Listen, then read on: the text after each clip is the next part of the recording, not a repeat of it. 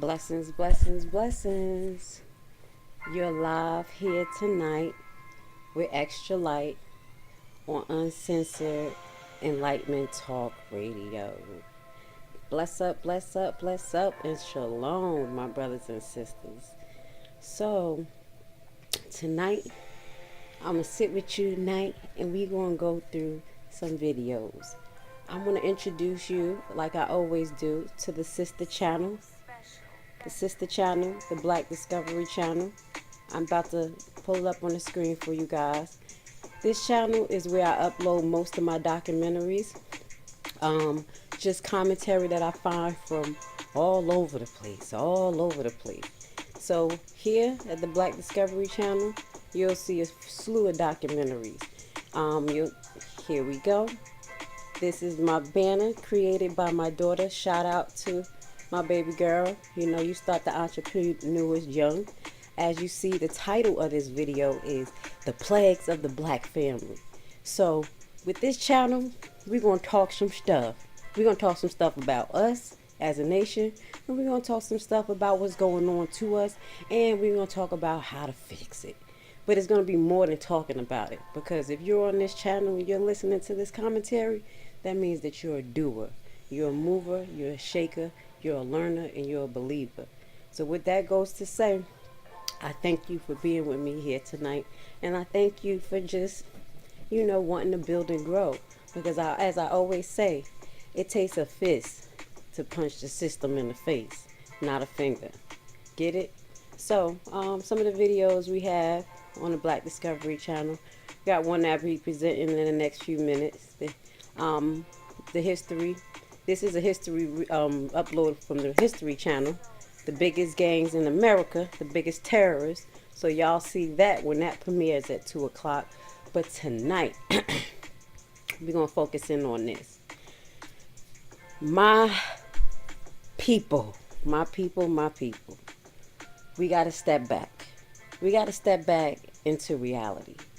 I'm not a religious sister, but I'm a spiritual, soulful sister. Whatever that means on the 3D plane.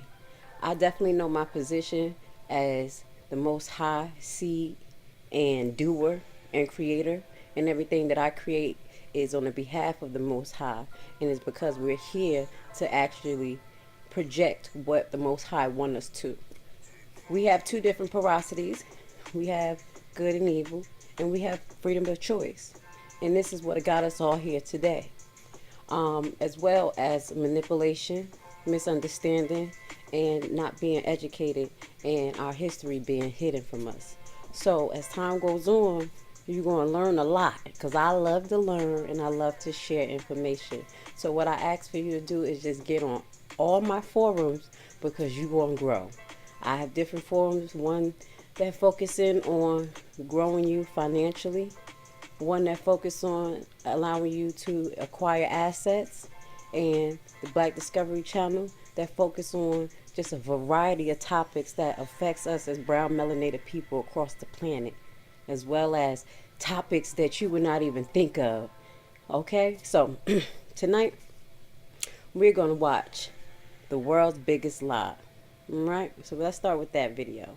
And as I say, read the Bible. Even if you can't read the Bible, we have many videos on YouTube that people literally read the Bible to you. We have to do our research. So if you pay attention to the Black Discovery channel, you'll get a deep understanding of how slavery started, how the covenant was basically broken from our ancestors, and how we were cursed into slavery, and how we will be redeemed. But let's start with some facts first.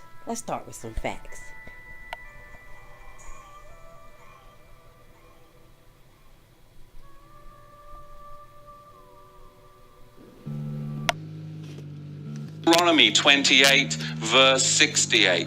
And Yahweh shall bring you into Mitzrayim, Egypt again, with ships. And the way of which I said to you, you shall see it no more again. And there you shall be sold to your enemies for slaves and female slaves, and no man shall buy you. And that is what happened to the regal class of the house of Judah. And I want to give you a brief history. I won't go into it too much, but I can't just make that statement because there'll be people that'll push back. But I want to give you a brief history on slavery. I was just amazed, I got to tell you. I mean, when you come to America and you talk to people about slavery, you can talk to black people about slavery, white people about slavery, and they'll give you all this history on slavery, and it only goes back to the 16th and the 17th century. And you're like, don't they teach you the history of slavery? Why? Ask the bloody question. Why are they only teaching you the history of slavery as far back as the 16th and the 17th century? Why are they only going that far back? Because they don't want you to go farther back than that, because then you'll actually find out the truth. But from the 16th and 17th century, we'll teach you about slavery. You've got to go further back, and you've got to understand and question, why do they do this throughout the whole of America, in all the public schools? Why do they only go back as far as the 16th and the 17th century to talk about slavery? We've got to go further back than that. Because Islam designed infernal slavery. And then the Ashkenazi Khazars, those who say they are Jews and are not, are the ones that marketed it. And the regal Negro nomads, exiled from the kingdom of Judah, were the main recipients of it at the hands of the indigenous black Africans. Because you've got to understand, the regal class of the house of Judah came down from Israel, and they came into the land of the black Africans. And the black Africans resented the regal class of the house of Judah in their land, because they had laws, they had customs, they had civility. And they were a regal class of Negro that came down into Africa. And later on, it was the Ashkenazi, the Islamic slave traders as well, that then worked together with the indigenous black Africans to enslave the regal house of Judah. All right, guys, so I want to just highlight the importance of what he said. As is biblically proven, there was a tribe that came down from Israel that was pushed out of Israel into Egypt and down into West Africa. And when you do your research, this was the tribe that was sold. So right now you have people in the area of Israel who say that they are Semitic, that they are the original.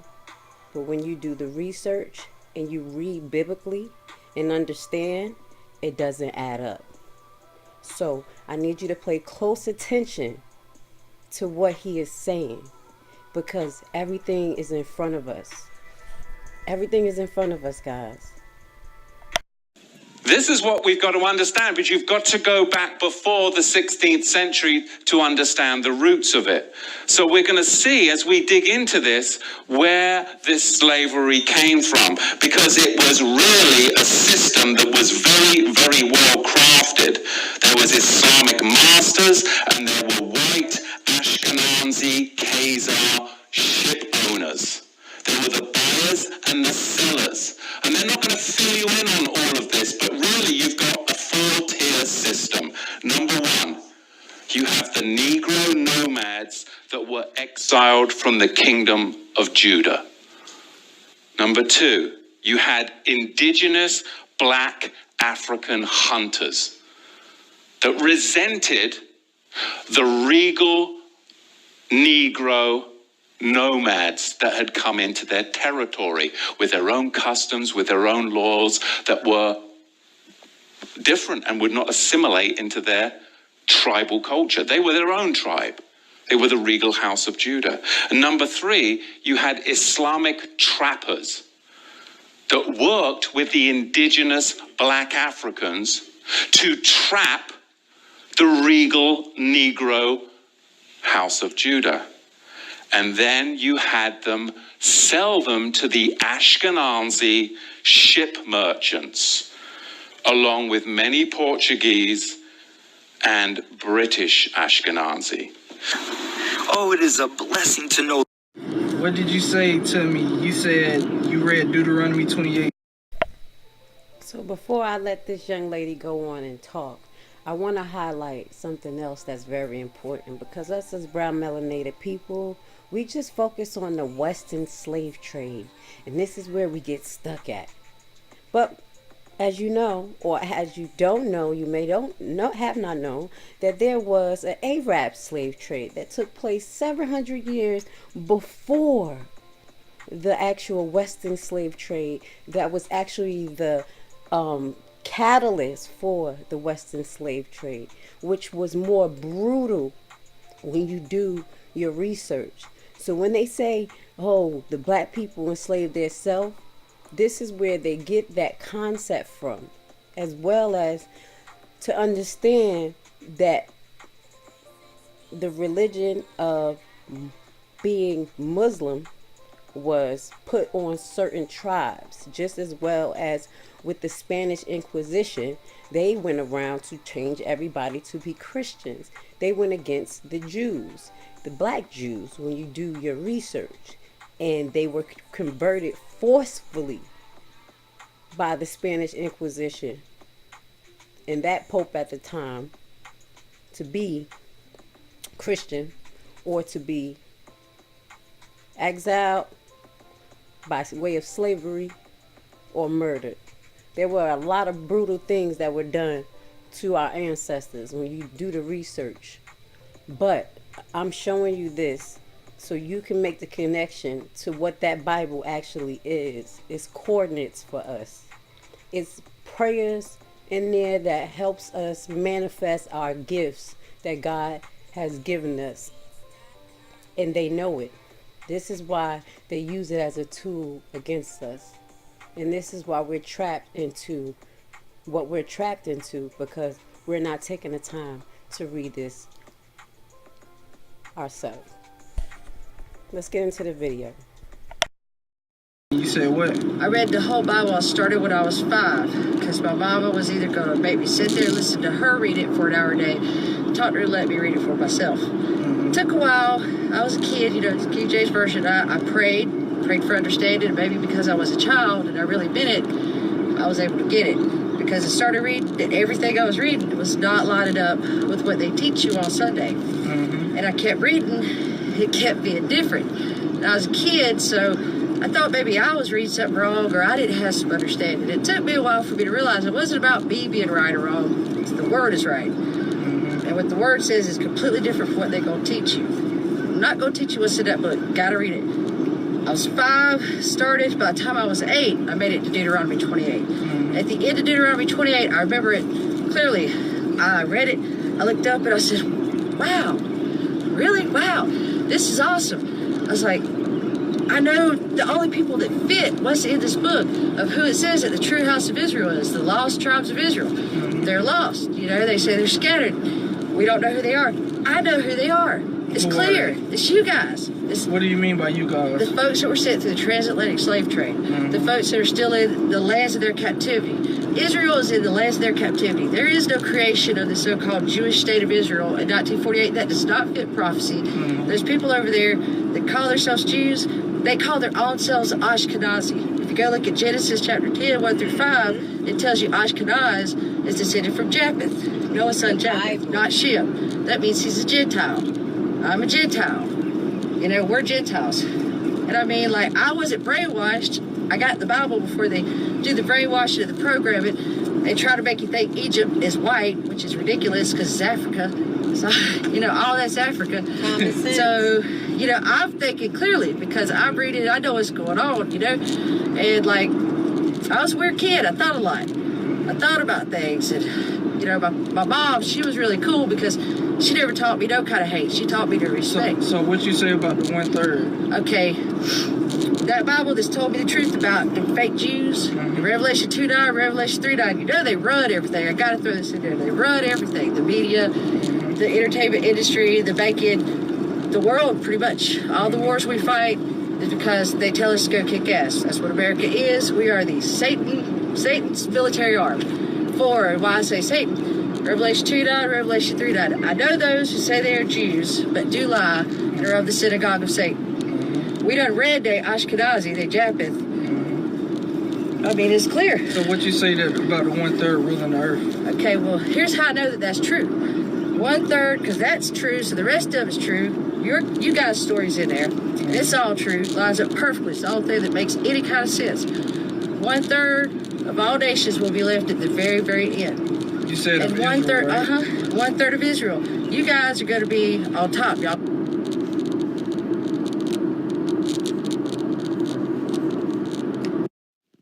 Let's keep switching the identity to hide the people. Why don't we just keep renaming you? Are you Negro? Oh, no, you're not Negro. No, you're colored. No. You're not colored. You're African American. And this is what they name you. The slavers name you this. Because I know a white guy who grew up in South Africa. And he now lives in America. He is an African American, and more African American than most.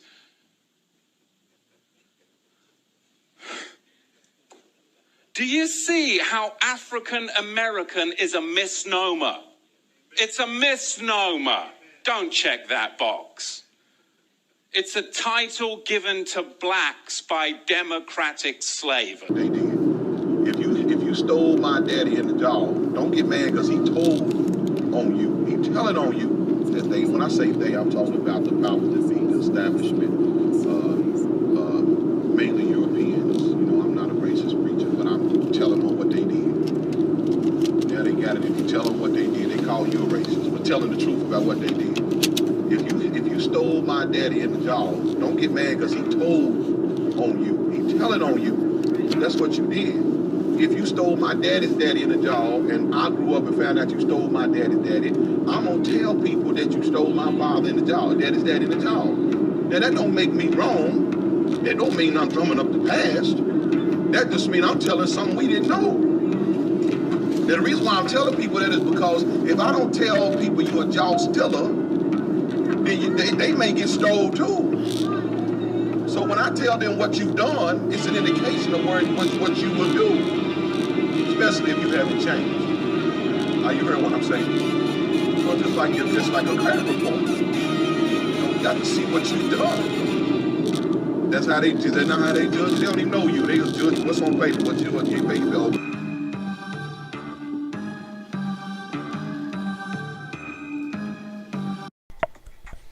All right, so I'm gonna let that sink in for you guys because that's not the actual topic of the day, but I always want to hit y'all with the truth of who y'all are or who we are, and y'all start to make the connection and go a little bit deeper than what you have been taught. Make the connections amongst everything. You're gonna have to research the Bible, go back into history a little bit, learn about Rome, when Rome captured Judah. And you're going to have to go back into the time of Canaan, as well as, going back into Abraham, the time of Noah, all of this. These are our bloodlines. So once you understand what the Bible is, when it talks about bloodline and it talks about God having a specific message for his chosen people, that's all it talks about in the King James, from Genesis, like all the way down to Deuteronomy. It's so many messages for us throughout the whole Bible.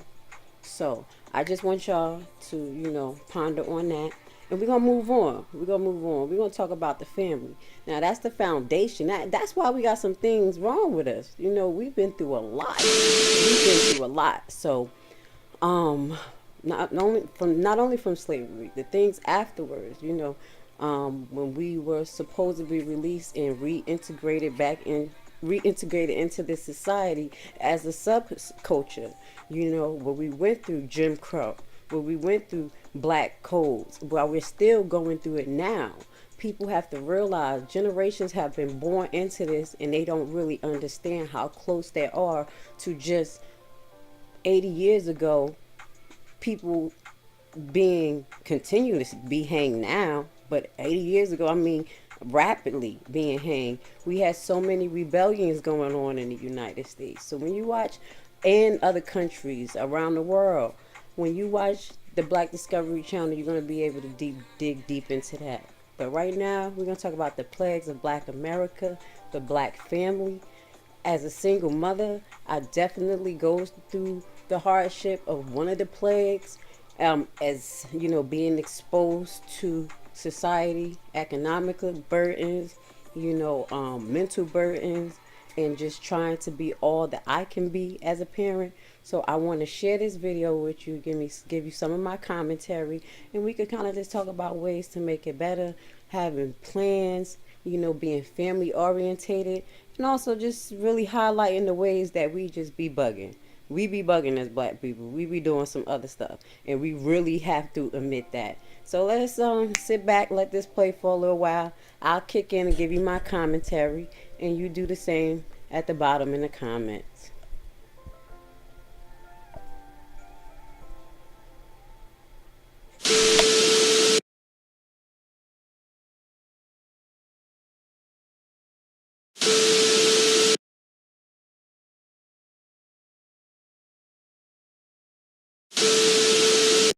What Alex Haley was able to do through Kunta Kinte, what we saw in Roots, was a visual representation that even under the most extreme circumstances, one had a duty to protect one's family, one had a duty to define oneself, to carry oneself with dignity, and to always strive for freedom. They can put the chains on your body. Never let them put the chains on your mind. Chattel slavery meant that enslaved people were the personal, private property of their owners, and law recognized that. That's why it was not uncommon for slaves to be punished with every kind of torture imaginable, whether it was the idea that if a slave runs away, let's cut off one of his toes. He runs away again, let's cut off his whole foot. No! No, please don't! You could not take your master to court. You could not testify in court. You could not serve on a jury. So there was no way to sort of find justice. Self-defense did not exist within the institution. Did you really think a nigger could accuse me, a white man, of anything at all? Enslavement is fundamentally the history of commodifying human beings. That's what it is. It's about saying that your value can be reduced to a price. It's important for us to remember that enslaved people lived their lives in families because it reminds us of the ways that they were opposing their commodification. Historians and scholars use the term fictive kin, the creation of family ties in order to replace the family ties that have been so brutally wrenched from you. And I think that those are really the foundation for what we come to know about Afro-American cultural and historical life under slavery. Yo, ornery, Mandinka ways, they done started to rub off on me. I don't think we can really know what it meant to live under the Say you about that 400 years later. It is amazing that Black relationships have lasted for 400 years. They lasted this morning. They're also going to last tonight, and you may not even know the person to whom you're going to have the relationship with. But they do tend to go over. Relationships do go over like that. And as we move into what has happened to this, I know that our relationships sometimes really reach a low ebb. That's one of the reasons why we wrote the book, How to Find and Keep a BMW, a Black Man Working. That was spelled out in there. This is very serious. Because our relationships didn't start yesterday or last week. It also started 400 years ago when those 19 persons were here. And I want you to remember something very important that one of our by any means necessary power brokers told us, and that was Malcolm X. He said, if we can only remember that you didn't land at Plymouth Rock. Plymouth Rock landed on you. And it's very essential that we kind of keep this in place. And knowing that these are the things that happen, then we have to move more to change it. See, we have a system that would not like to see black males and black females together. They would not like to see that happening at all. Because once we come together, they understand the power of the strength of the black woman, the queen of the universe. They know that, her strength. They also know the power of the black male, the warrior. If you would turn him loose, he will protect also his family and things that need to be done. And because they understand that if our relationships are together, then they will lose. But if our relationships are torn up, then we can forever be treated in certain ways by the oppressors. That's why they gave us something called integration, which is nothing but the illusion of inclusion. Okay, because she going in and information is going in, but I just wanted to stop and start to talk about one of the first plagues that I believe that hit us definitely in the time of us being captive is our actual spirit to fight, our actual spirit to be us. And, you know, just with that clip, what I was trying to portray was the fact that this person, you know, was definitely traumatized our ancestors into not fighting back and into not being leaders.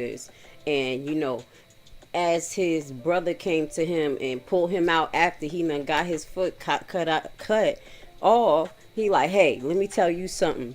That man didn't go away and done wore off on me. And if you watch the movie, you're going to see how things unfold. But with the Most High and, you know, and the vibration of growth, we all can be catalysts for each other in a positive way. So, moving on, our strength has been, you know, depleted as far as our men strength being taken away from them from situations like this, or being, you know, as I mentioned, being physically raped by the masters in front of everybody, you know, and us as women having to be hard, having to become hard. You know, this is embedded in our DNA. Our DNA remember this stuff. This is why we're so numb right now when we see our people being shot down. It is not normal. It's not normal for us to see this and us not to be reactive to it. At the end of the day, if we don't say anything or do anything, silence is acquiescence, period.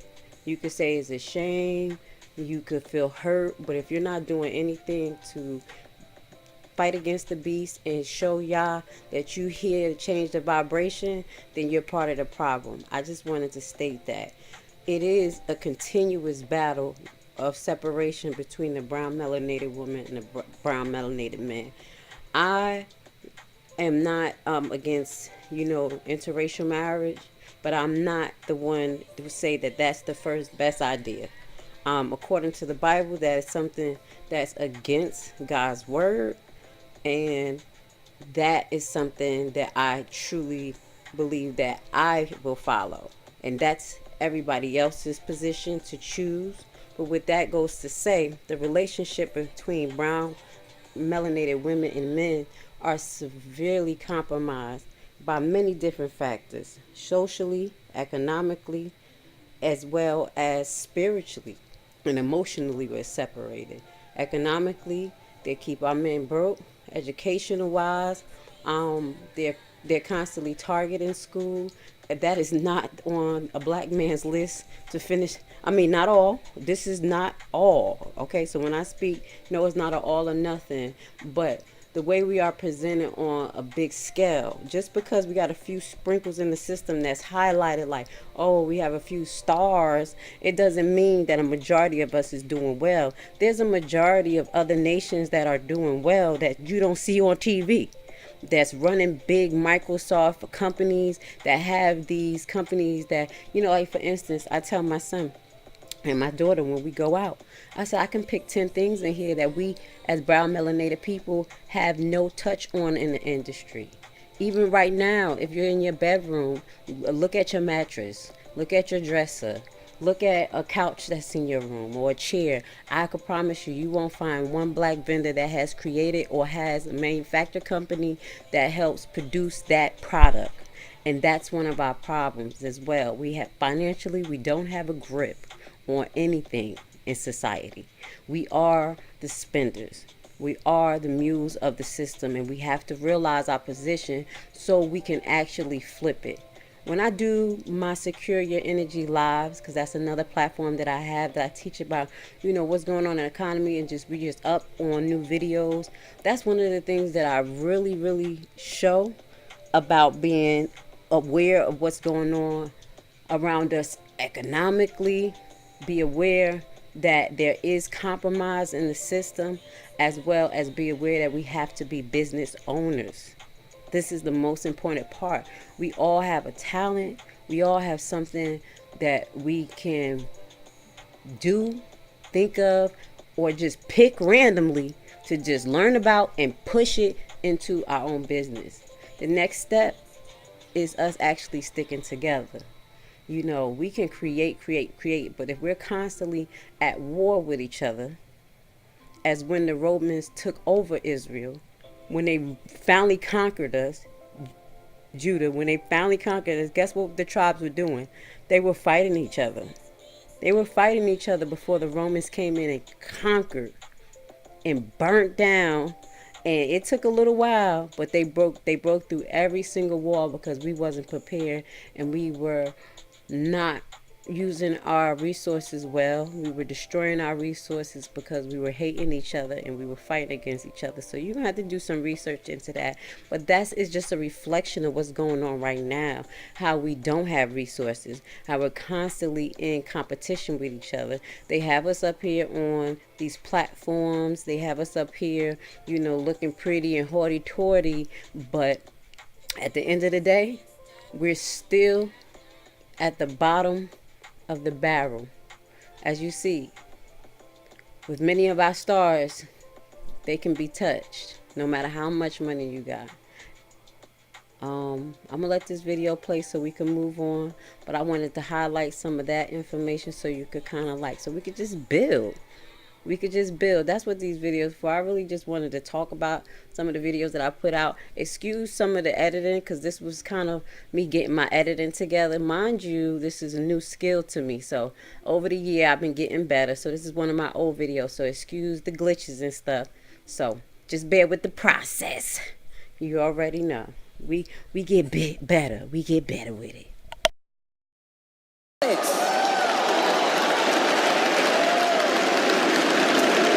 Actually gave that statement.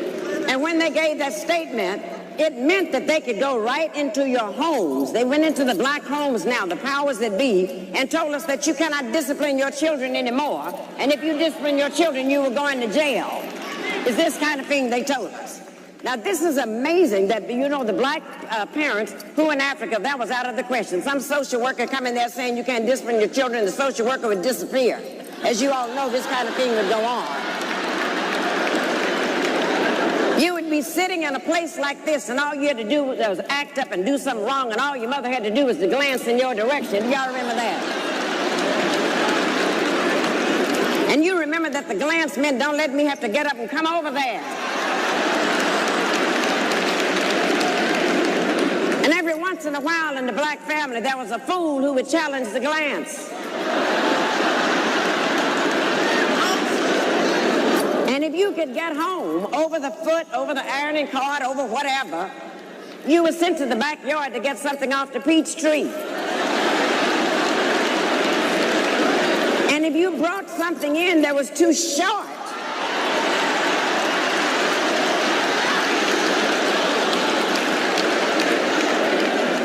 God forbid that you would do something like that.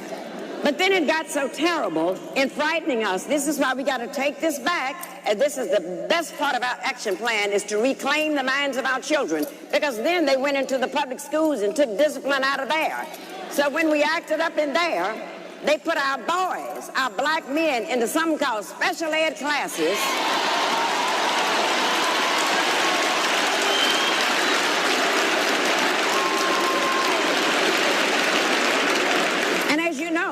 Those special ed classes are nothing but holding cells until they can go to the state prison. Exactly.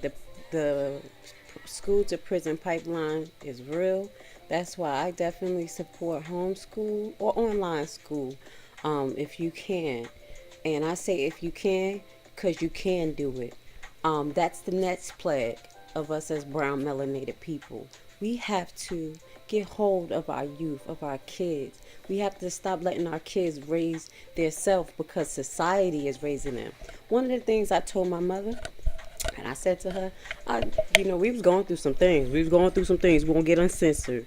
And I said to her, you know what? If it was up to you, I could have been anything in the world. I could have been a hoe, a prostitute, whatever I wanted to be. But I chose to be the person that I am. I chose to go to school, to grind out, to be a nurse, to be a person that loved to study and not be a hoe. But guess what? Because of the way of our dynamics of our relationship, me leaving at the age of 16, getting my first apartment at 17, graduating from high school, moving place to place, I was determined not to fail. I had that thing is if you gonna talk bad about me, next time you're gonna see me, I'ma shine. And I always had that, and I'm gonna do well. And a lot of people have that, but they don't apply it to life. So it's not easy, especially when everybody is different. When they don't have that ambition, you can't just put your kids out. You have to take the time to be with them. You have to take the time to school them. So, in my current situation, I believe I have a great relationship with my kids. It ain't perfect because I'm a mama and I get on their butt because they teenagers. But as we go through the homeschooling process, and I do have some videos up about that, I'll share the link, just about, what homeschooling is about and why black families are moving towards homeschool. Not only is it a safety issue because the schools are reckless, as well as the kids are not learning because of distractions, the numbers in the school. As you say, you have to be your kid's primary educator, lover, and and foundation. Okay, and that's what is missing in the brown melanated family ethics and code of conduct. We have to have a code of conduct. We do. We have to have a code of conduct amongst us of what we will do or what we don't do. Like, for instance, when I see my brown melanated people and I be walking at work, I go on my way to say hi. I say hi, I smile, give a comment, you look nice today, look at your hair.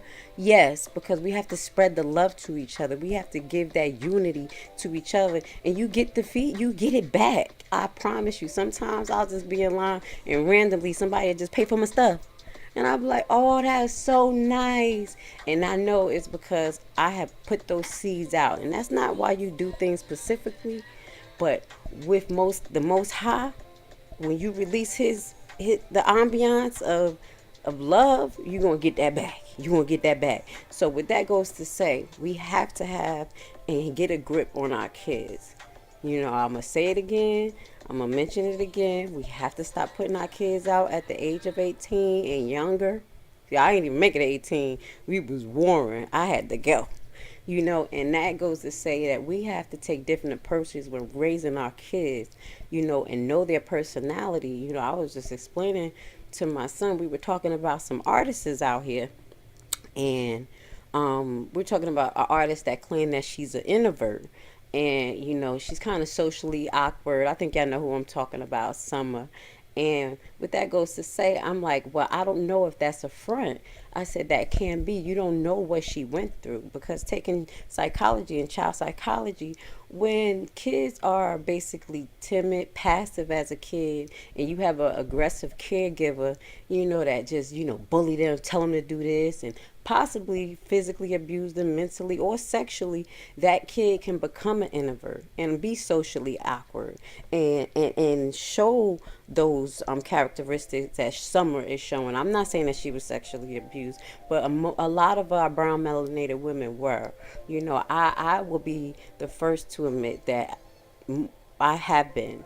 And I'm not going to share that story, but I am strong enough to be able to come out and say that at least, and know that that is an aspect that happened. And guess what? That's probably why I be on that sex trafficking, because even before that, just knowing the pressures of life, and not being schooled properly as a young lady, because of the home dynamics, we don't make proper decisions. So if you do look at the Black Discovery channel, a few weekends ago I released a video, two videos, that were talking about the sex trafficking, and I highlighted the psychological dynamics of the sex trafficker as well as the victim.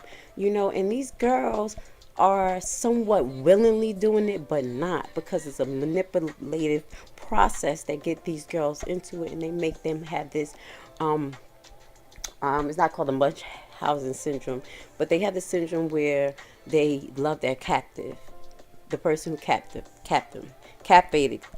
them, okay, and taking them. So with that goes to say, there's a lot of manipulation that goes on. I also had a video that talked about the sexual abuse that goes on in the brown melanated household. This is something that has been held secret, where we always say, what happened in this house, stay in this house. And I tell my kids that too.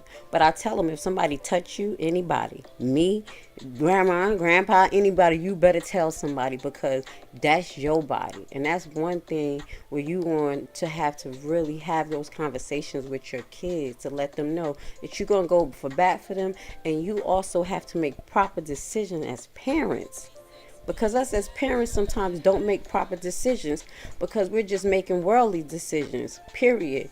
The way the world is set up, the colonizer has put many obstacles in the way, such as what she was saying, they could come in your house and take your kids, but that is because people definitely don't know their status, and they don't have a status. And we're not going to talk about nationality here, but we will later on go into that and talk about why brown melanated people are arrested and actually controlled the way they are, because of our status, because we have no nationality, and they can come in and do these things because we don't know the law. But we're not going to talk about that right now. So I'm getting off topic just a little bit, but the black families and the plagues, these are part of the plagues, though. These are part of the problem. This is part of the problem. So we have to dig this all up, make it be known, understand it, and start to combat it. Because that's one more thing I'm going to say before I start this video, is that we control our situation. We control the economy. We control our life. We control if we're going to do something, if we're not, period. At the end of the day, you could say no. If one day all the black people just want to have a blackout, I've been talking about this for years, the blackout, just give it, I'm going to say one day. We could do 2 days. We could crash the market. All we have to do is just stay home. Don't go to work. Keep your lights off. Make sure that you got little eatables or whatever, so you don't mess with too much electricity, too much water. At the end of the day, we want to use zero energy, and we want to chill and see what happens to this economy. Okay? I'm just putting that in the air. 2020. Because we about tired of this nonsense. All right, we about to play this video a little bit more.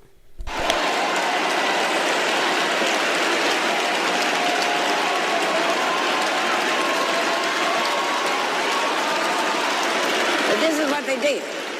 And then, the one thing that they knew, that if we can put them in prison, if we can have them convicted for a felony, then once they get out of prison, they cannot get a job because of that. They cannot get the job. And then if they happen to eke out and find a job, then they have to pay taxes on a job, yet they cannot vote, and I call that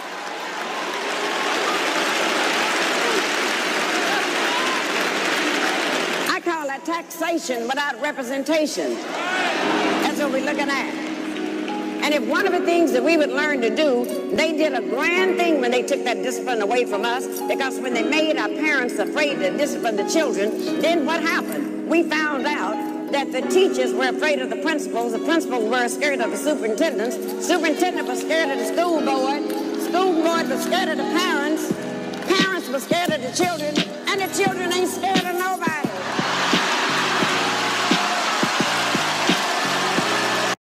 She ain't lying. You better get them damn kids. Get their asses. Excuse me.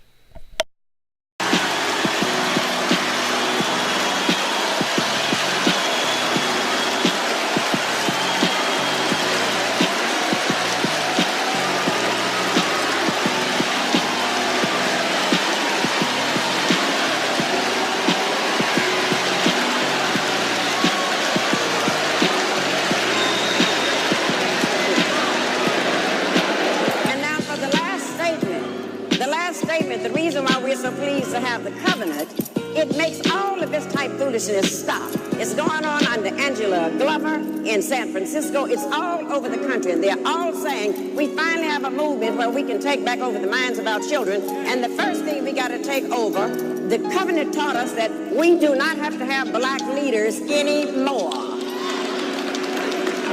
It told us because everyone in this room is empowered to be a black leader. Everyone in this room. And I want to double up on that statement. Everybody listening to this broadcast is capable of being a black leader. Lead yourself. Use some critical thinking skills. Stop having that herd mentality. Start to read. There's many resources out there that you can listen to audiobooks and get that knowledge. Get that work. All right, get that work. That's what I'm talking about. Because there ain't nothing out here. That's the only thing they can't take from you. Because when this system collapses economically, if y'all on my Secure Your Energy page already, y'all know what's going down. Y'all know what's going down. Y'all better get ready. So spiritually, mentally, financially, we're going to have to be a little bit on point.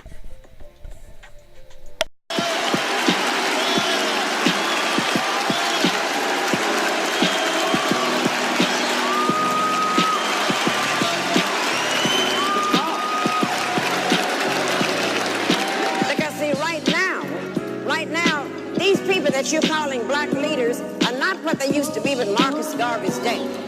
They're not what they used to be back in the days of W.E.B. Du Bois and Martin Luther King. Those were the people that got us together and planted a strategy, and we're not looking for fame. But today's black leaders, I'm afraid, have become leading blacks. And don't ever confuse leading blacks with black leaders.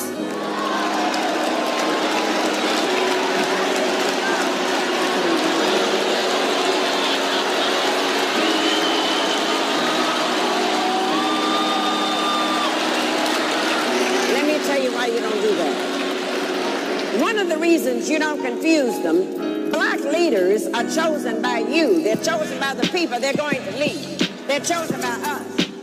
But let me tell you about the leading blacks.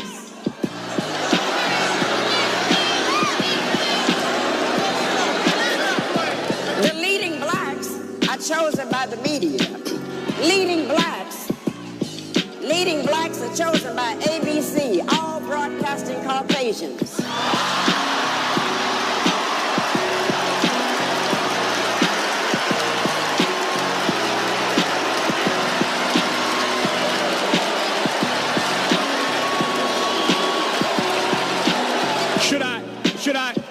Should I stop her or let her go?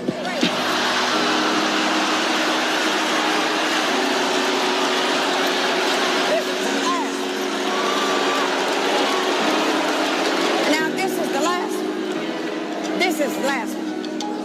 Leading blacks are also chosen by NBC. Nothing broadcasting but Caucasians. And the rest are chosen by CBS, the Caucasian broadcasting system.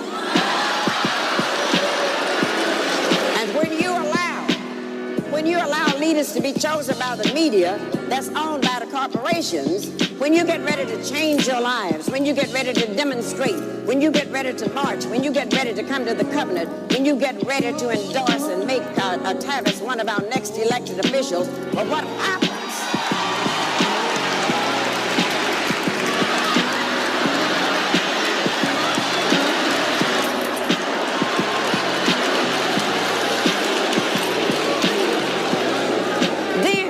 You must take the time to carefully watch and see what the leading blacks are doing, because that's when the leading blacks sneak into the door to the corporations, and they will tell the corporations, oh, we know how to go and put them down.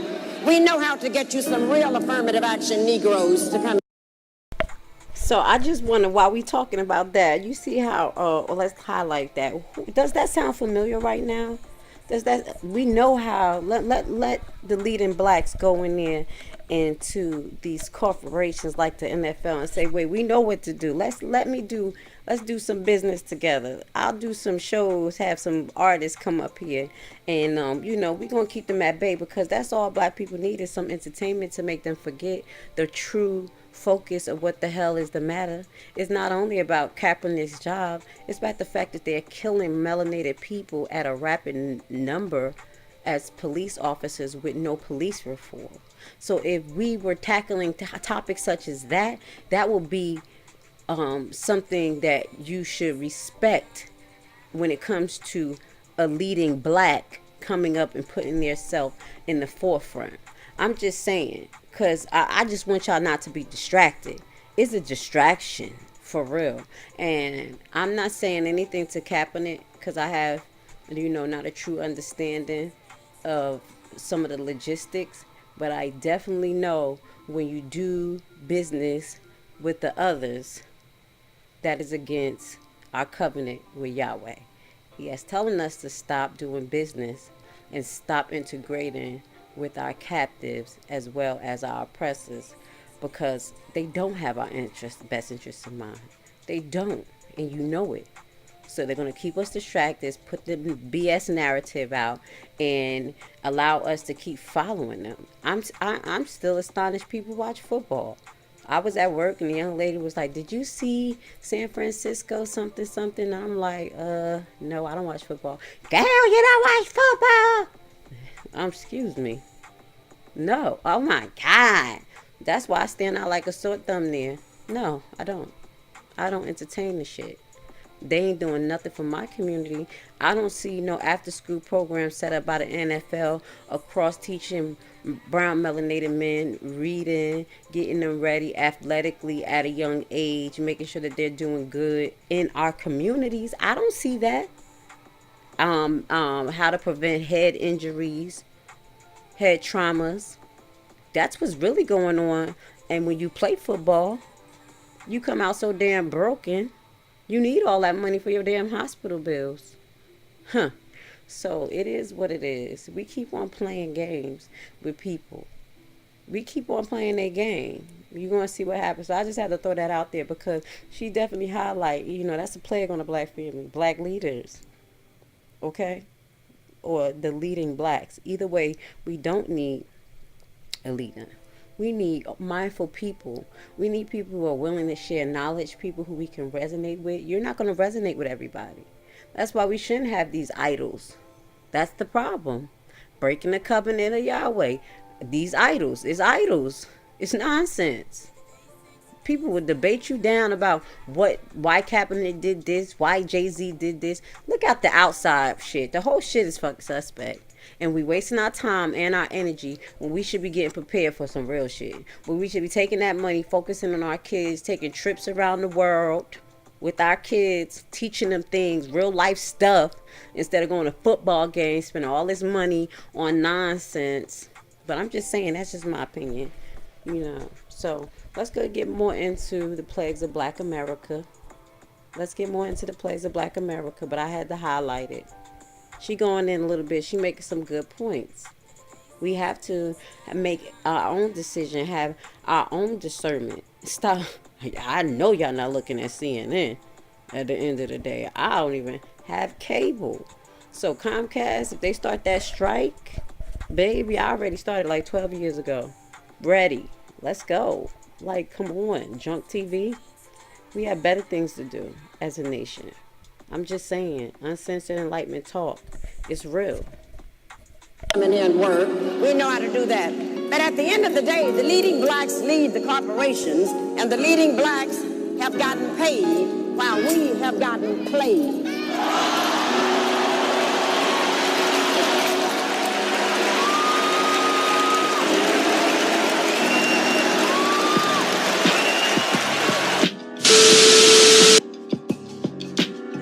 Years ago, I interviewed Kwesi Mfume, then the president of the NAACP. As between the presence of white racism and the absence of black fathers, I asked him, which poses the bigger threat to the black community? Without missing a beat, he said, the absence of black fathers. It was President Barack Obama who said, we all know these statistics, that children who grow up without a father are 5 times more likely to live in poverty and commit crime, 9 times more likely to drop out of school, and 20 times more likely to end up in prison. The Journal of Research on Adolescence confirms that even after controlling for varying levels of household income, kids in father-absent homes are more likely to end up in jail.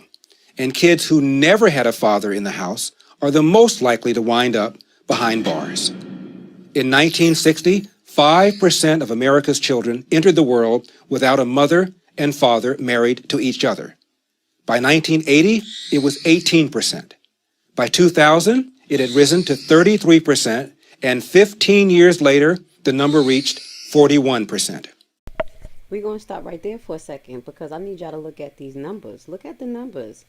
In 1960, that was a little bit just around the time of integration, where they had the black codes and everything. We started going through that process of civil rights and, remember that? And then around the 80s, you had the crack epidemic coming in, those 80s babies, that's where we was born. So you get a little bit more fatherless child. That's when I was born, 2000. Now we dealing with the lean. No, we dealing with the E's. We dealing with ecstasies. We dealing with gank. We dealing with laced up marijuana with coke. I'm just telling you what's going on in our society at the time of the rates of the fathers being separated from kids. It's real. 2015 epidemic of gangs. At this time now, we got our kids straight on the lean. We got our Lil Waynes. We got they all into this facade of what actually rap is showing them, what life is supposed to be. Check the numbers. Check the reality. This is what we really need to be thinking. Uncensored enlightenment talk. For real. This is what we really need to be thinking about. The real stuff. You see what I'm saying? Check the numbers. So this is a factor. And, as a plague on brown melanated people, the separation of brown melanated men to brown melanated women, especially in the household, not only for the children's sake, of the fact of the high numbers of the percentage of the school to prison pipeline, but as well as the financial disparities.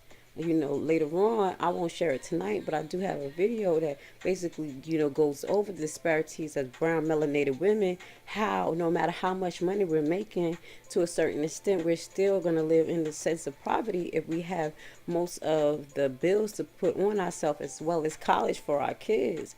So it makes more sense to have a two-parent household, and the issue be that the women have with our men making less money because of the way society is set up. Even me as a brown melanated woman coming into the South, I had to go through financial disparities because of my skin color. I know it. I talk to other coworkers and they're like, well, we can't talk about our pay rate. Whatever. So that's real. This is what we go through.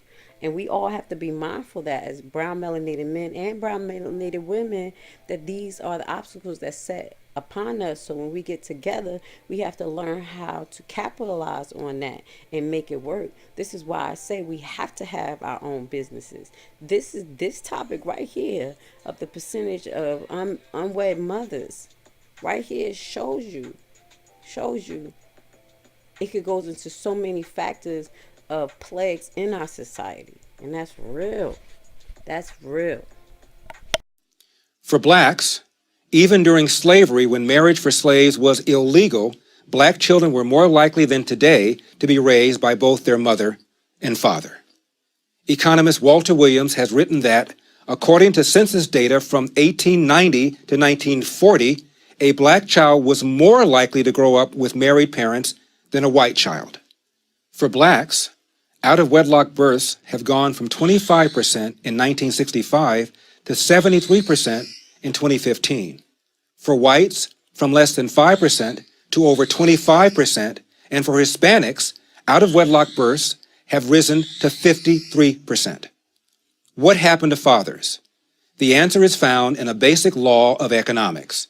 If you subsidize undesirable behavior, you will get more undesirable behavior. In 1949, the nation's poverty rate was 34%. By 1965, it was cut in half to 17%, all before President Lyndon Johnson's so-called war on poverty. But after that war began in 1965, poverty began to flatline. From 1965 until now, the government has spent over $20 trillion to fight poverty. The poverty rate has remained unchanged, but the relationship between poor men and women has changed dramatically. That's because our generous welfare system allows women, in effect, to marry the government. And this makes it all too easy for men to abandon their traditional moral and financial responsibilities. Psychologists call such dependency learned helplessness. How do we know that the welfare state creates disincentives that hurt the very people we're trying to help? They tell us. In 1985, the Los Angeles Times asked both the poor and the non-poor whether poor women often have children to get additional benefits. Most of the non-poor respondents said no.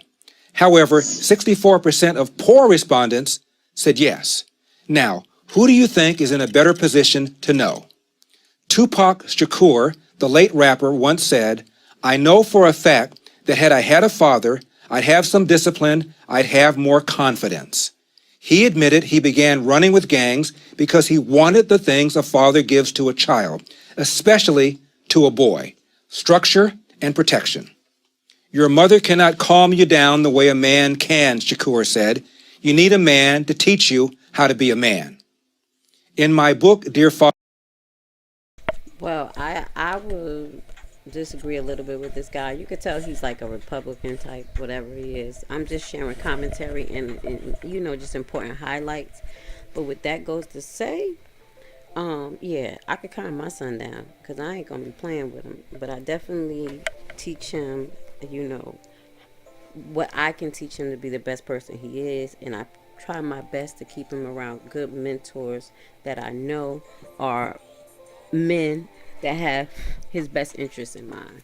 So mentorship is important, but never downgrade a brown melanated woman, because we have been raising some good men out here. We have been doing it. Okay, all right. I write about my rough, tough World War II Marine Staff Sergeant dad. Born in the Jim Crow South of Athens, Georgia, he was 14 at the start of the Great Depression. Growing up, I watched my father work 2 full-time jobs as a janitor. He also cooked for a rich family on the weekends and somehow managed to go to night school.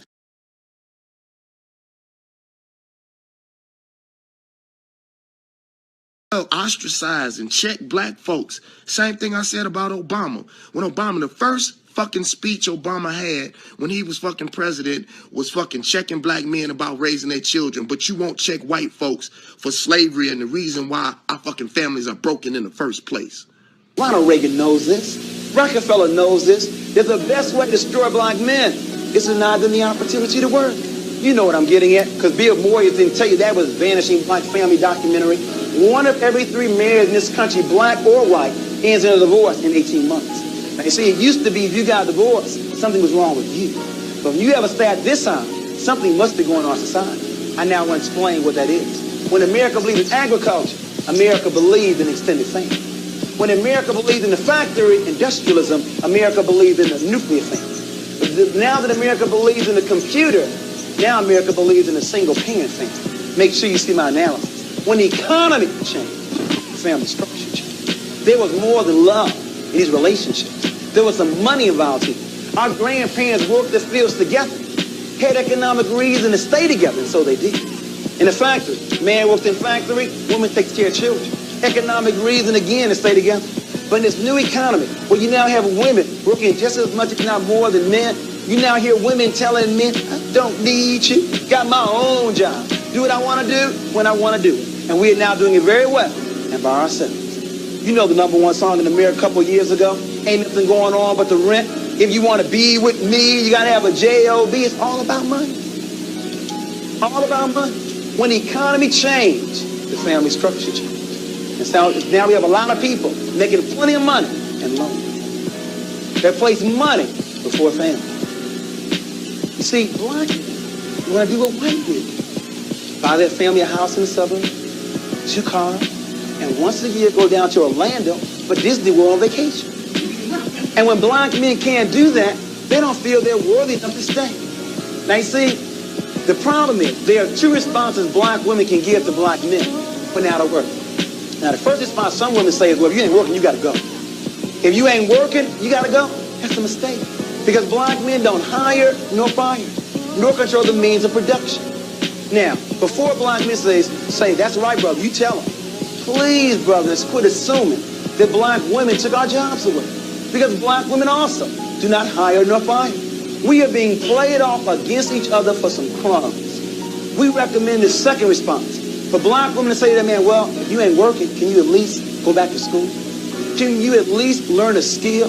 Or at least make dinner or wash dishes while I'm gone? But the problem is there are very few black men that look to black women for definition of man. Black men, as I said earlier, want to do with white men. And that means be the breadwinner. What I'm getting at is, we're going to have to redefine what it means to be a man. Because if being a man means being the provider, with 25% of black men out of work, that's a suicidal definition.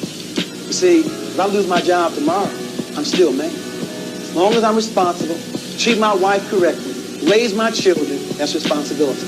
I'm not going to allow my employer to reduce my masculinity. I need to define what being a man is. And I think it's a perfect balance between the mental, the spiritual, and the physical. Not being a breadwinner, but a balance between the mental, physical, and the spiritual. Isn't it interesting? You have two black men. Both lose their jobs. One black man resorts to crime, leaves his home. He's been reduced by the society. The other black man sells newspapers, sells peanuts, does whatever he can to take care of his family. Same economic situation, but a different set of values.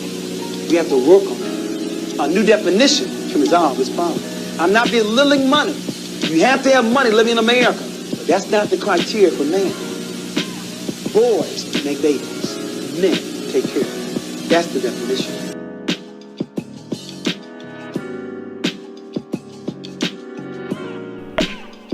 Exactly. Focus, focus, focus. And that's truth.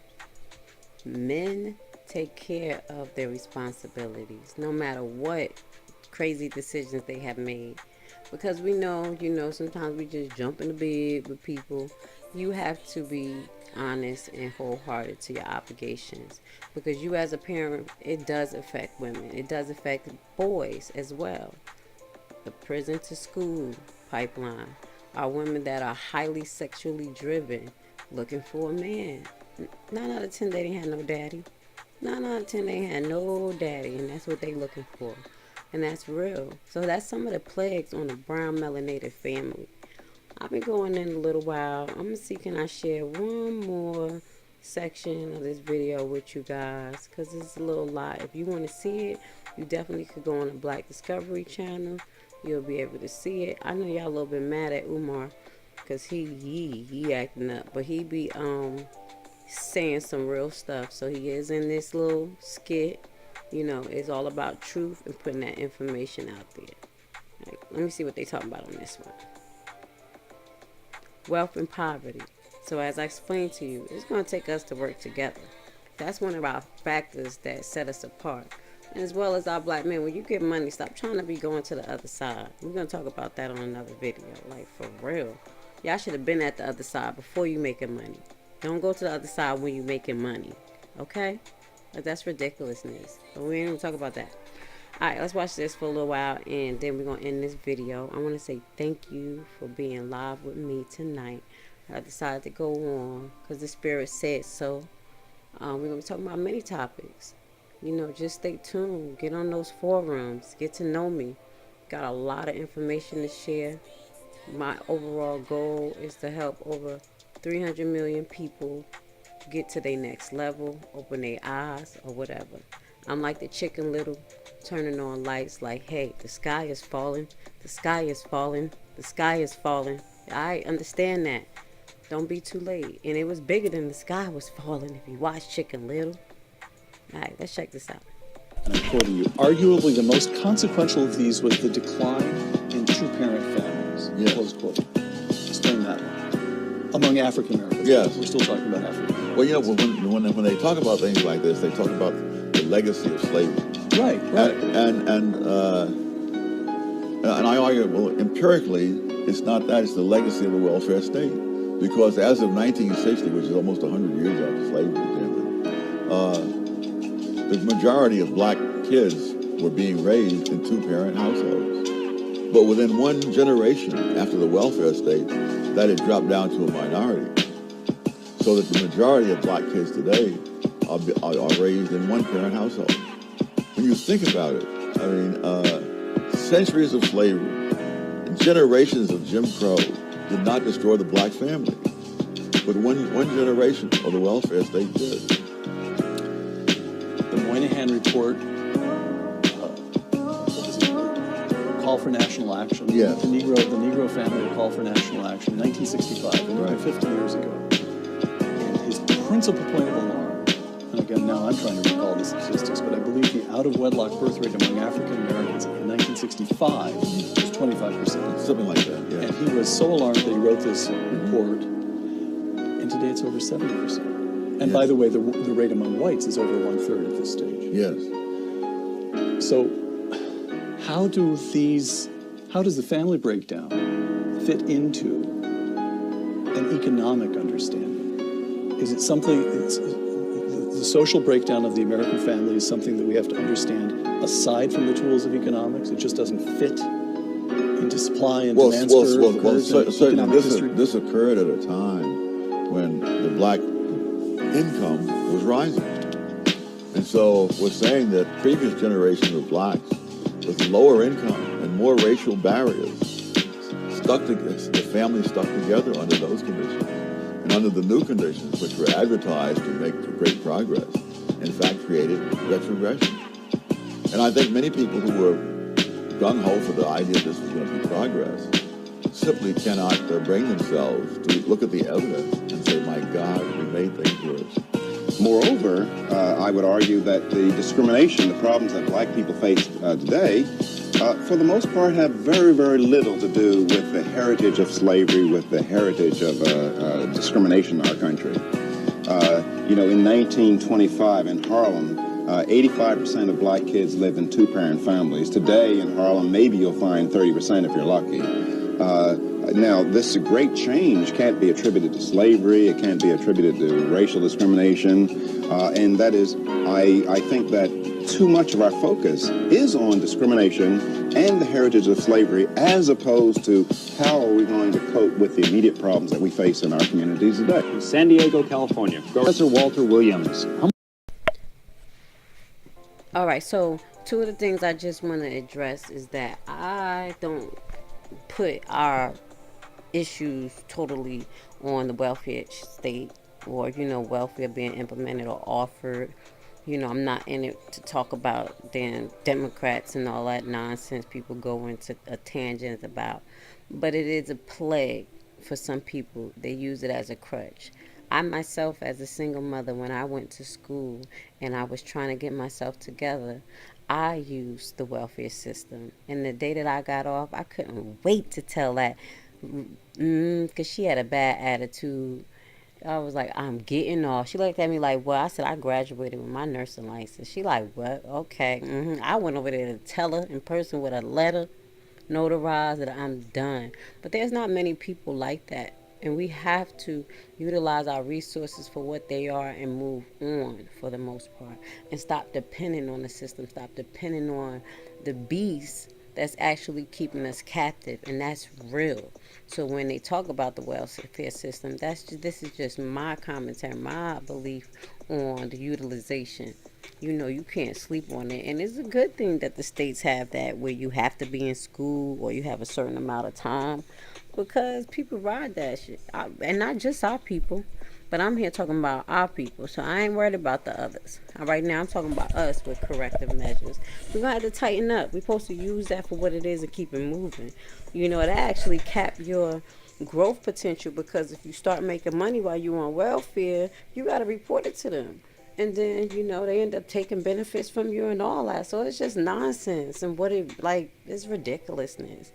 And then moving on to what he's saying is not racism, and all this stuff. It is actually the whole system in itself. with the good old boy system that's set up against us. You know, when you go for a loan, you get high interest rate, or you go through the rigmarole. You know, I talk about that on Secure Your Energy. You know, just the real. You know, so I do believe that there is a lot of issues that accumulate into the situation that we're in. But at the end of the day, the issue is that we're not thinking about fixing the problem. And that's the most important thing. We have to come up with comprehensive plans to fix the problem. And that starts, like I said, in your household, getting control of your kids, knowing what they watching, starting to separate yourself from society. We take one damn day just to lay low. This shit going down. It's making the news. Like, oh, stocks dropped. Da da da. Da da da. We don't know what happened. We be sitting right in the house. Lights dark. Chilling. Sipping on a little wine. For real. Okay? Just see. I mean, that's real. But in due time, I know I'm going to see that dream come true. That dream right there going to come true, because they need to see the extent of our power. And we need to see the extent of our power.